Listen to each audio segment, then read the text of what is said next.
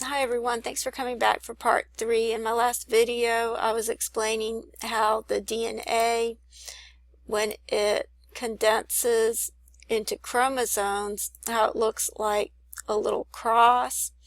It's actually two chromatids that are attached together at the centromere, and so it takes the shape of a cross, and I thought this was important. This is just one of the many clues that I believe are in Amos 8 for the Passover.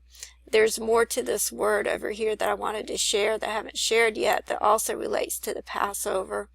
But in the meantime, I had also found this table that's on the word Pascha, which is the word in the Greek for Passover. It actually means Passover is what it means.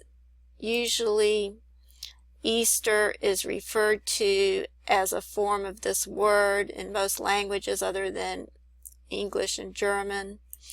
Most other countries refer to the Passover once Jesus resurrected. They refer to it as Pascha, which comes from the Hebrew word Pesach or Pesach. And this is what most countries call Passover or Easter, other than in English and in German they call it Easter, which means the dawn, because Jesus rose Sunday in the morning at dawn, and so that's why we call it Easter in the English, which comes from the German. But in the other languages they use the word Passover, and in the Greek the only way to differentiate between the Passover, which is now called Easter, and the Passover of the Jews is to actually call it the Passover of the Jews. And you can see that here. This is why it was used at one time in the book of Acts, because this was after the resurrection, and once the resurrection took place, in the English it's referred to as Easter, but in the Greek it's still referred to this day, it's still referred to as Passover, which is Pascha. You see that word right here, and it's still referred to as that to this day. And in most countries they call it something similar to that, which comes from the Hebrew or the Aramaic word, which is Pesach, or I'm not sure how you pronounce it. I'll just listen to it.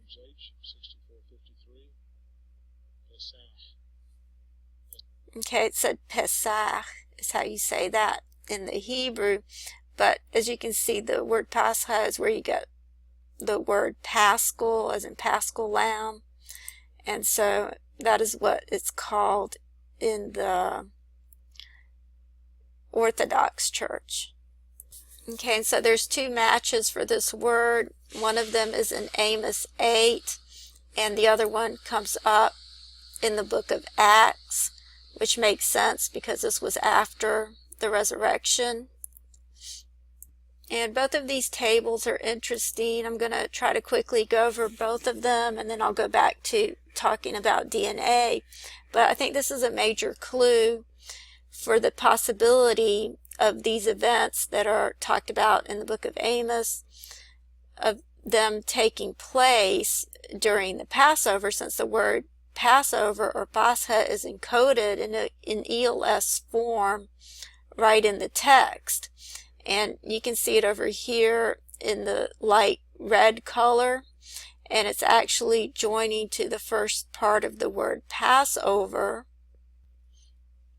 But you see it over here in the red with the letters P, A, S, C, H, A, and then the first part of Passover uses the P in Pascha. You can see that here, and then over is over here in the greenish blue with the letters O, V, E, R, and then you have red over here in the green, the letters R, E, D, and then you have C using the E in red, the letters S, E, A, so red, C are meshed together. And then you have the word Adam going straight up and down here in the burgundy. You have the word war in the blue, the letters W, A, R. And you have the word wine in the pink with the letters W, I, N, E. And then you have the word bread in the plain text. Okay, so I'm going to try to read the text real quick. It says, "Hear this, O ye that would swallow up the needy and cause the poor of the land to fail, saying, when will the new moon be gone? Or when will the new moon cross? When will the crossing of the new moon be? That we may sow grain, and the Sabbath that we may set forth wheat, making the ephah small and the shekel great, and dealing falsely with balances of deceit, that we may buy the poor for silver, and the needy for a pair of shoes, and sell the refuse of the wheat. Jehovah hath sworn by the excellency of Jacob, surely I will never forget any of their works. Shall not the land tremble for this, and every one mourn that dwelleth therein? Yea, it shall rise up wholly like the river, and it shall be troubled and sink again like the river of Egypt. And it shall come to pass in that day," and this is where you have the word Pascha, which means Passover, using the P in pass, "saith the Lord Jehovah, that I will cause the sun to go down at noon, and I will darken the earth in the clear day, and I will turn your feasts into mourning, and all your songs into lamentation, and I will bring sackcloth upon all loins, and baldness upon every head, and I will make it as the mourning for an only son." This is what's going to happen when Jesus comes back. "And the end thereof as a bitter day. Behold, the days come, saith the Lord, that I will send a famine in the land, not a famine of bread, nor a thirst for water, but of hearing the words of Jehovah.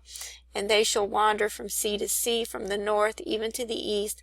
They shall run to and fro, and seek the word of Jehovah, and shall not find it." And so this word crossing is important over here, because there's never a time or a month when it's okay to sell on the Sabbath, and there's never a time when it's okay to falsify the balances by deceit, making the ephah small and the shekel great. So this has nothing to do with what month it is.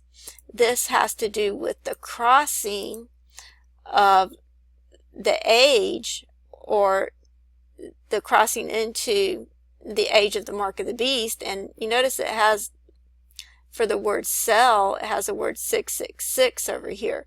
So they're waiting for the crossing to take place of the new moon.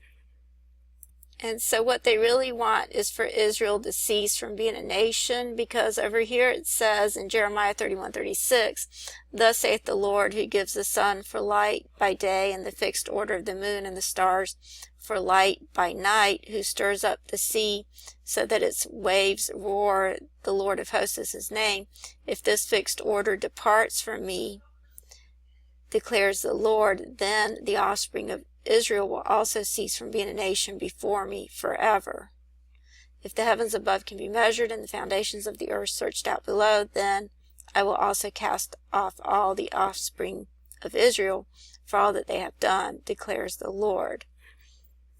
And so the Antichrist system wants the new moon to be gone so they can start instituting the mark of the beast, and so that Israel will no longer be a nation, so that they'll cease from being a nation, as it says here. And so what they're really against is the Holy Covenant, because it's never okay to sell on the Sabbath, and it's never okay to falsify the weights. So what they're really against is the Holy Covenant. And this reminds me of Daniel 11, which again, this is number 11, and this chapter actually is all about DNA and the mark of the beast, and I could try to explain that in another video. But over here it's saying that the Antichrist is going to have indignation against the Holy Covenant. So shall he do. He shall even return and have intelligence with them that forsake the Holy Covenant.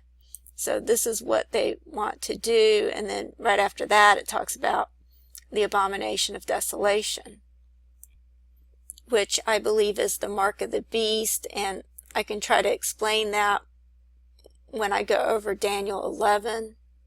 But I'll just show you this real quick. I can explain this in depth in another video, but I just want to show you this word right here.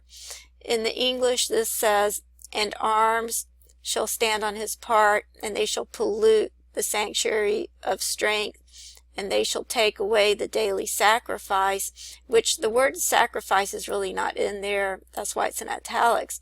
It's really saying they'll take away the daily or the perpetual.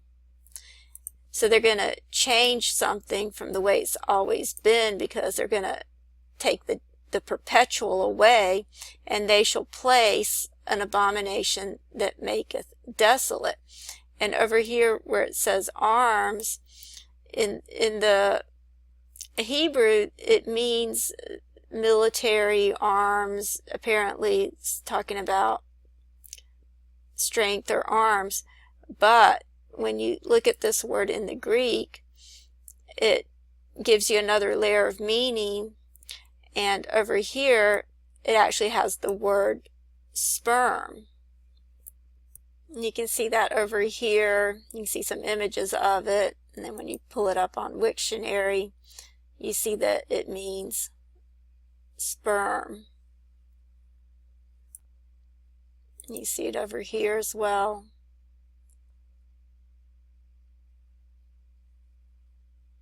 It has seed, semen.